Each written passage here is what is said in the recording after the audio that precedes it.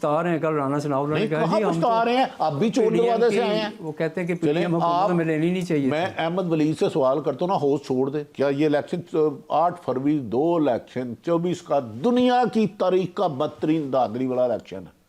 کیا یہ الیکشن ٹھیک ہے؟ کیسے پچھتا رہے ہیں وہ رانا صاحب؟ اس لیے پچھتا رہے ہیں کہ انہیں مجھے کیوں نہیں جتایا، وہ ہار گئے ہیں. وہ کہتے ہیں میں نے تسلیم کیا کہ میں ہار گیا ہوں. نہیں تو تسلیم نہ کرتے تو کیا کرتا وہ؟ نہیں تو پھر ٹی وی پہ عام لینے آ رہے ہیں.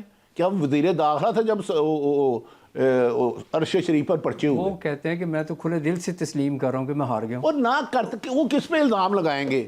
اسٹیبلشمنٹ ان کے ساتھ، نگران حکومت ان کی، بیوروکریسی ان کی، الیکشن کمیشن ان کا، وہ کس پہ الزام لگائیں گے؟ چلیں لگا دیں. کچھ لوگ لگا رہے ہیں جیسے میاں جاوید ہے. نہیں کیا لگایا؟ ساری عمر اس نے خود قبضے کے کام کیے، ساری عمر الیکشن ہارتا رہا. کیا اس کا دوبارہ الیکشن کرا دیتے ہیں؟ میں اس کو برطانیہ دور کا جانتا ہوں. وہ کیسے الزام لگا سکتا ہے؟ کس پہ الزام لگائے گا؟ مجھے بتا دیں.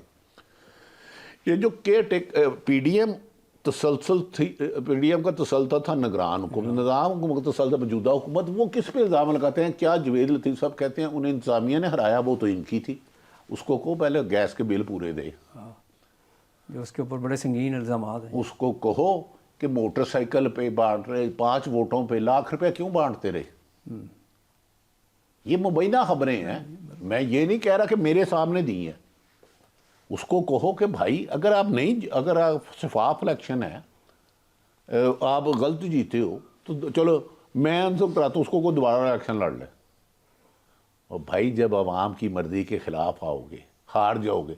3 بندوں کو پرابلم ہے، خواجہ سعد صاحب کو، محترم، وہ تو کہتے ہیں میں نے مبارکباد دی. اچھی بات ہے. اور اس کے علاوہ آپشن کوئی نہیں تھی نا میرے محترم، آپشن کوئی نہیں تھی. جب 100 سیٹوں کی بجائے 25-30 سیٹوں سے 150 سیٹیں لے جاؤ گے تو کیا کہو گے؟ کس پہ الزام لگائیں گے؟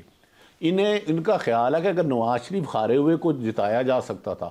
خواجہ آصف ریحانہ ڈار سے ہار گئے تھے، جو فارم 45 میں نے خود دیکھے ہیں. ہو سکتا ہے ان کے پاس کوئی اللہ دن کا الگ چراغ ہو.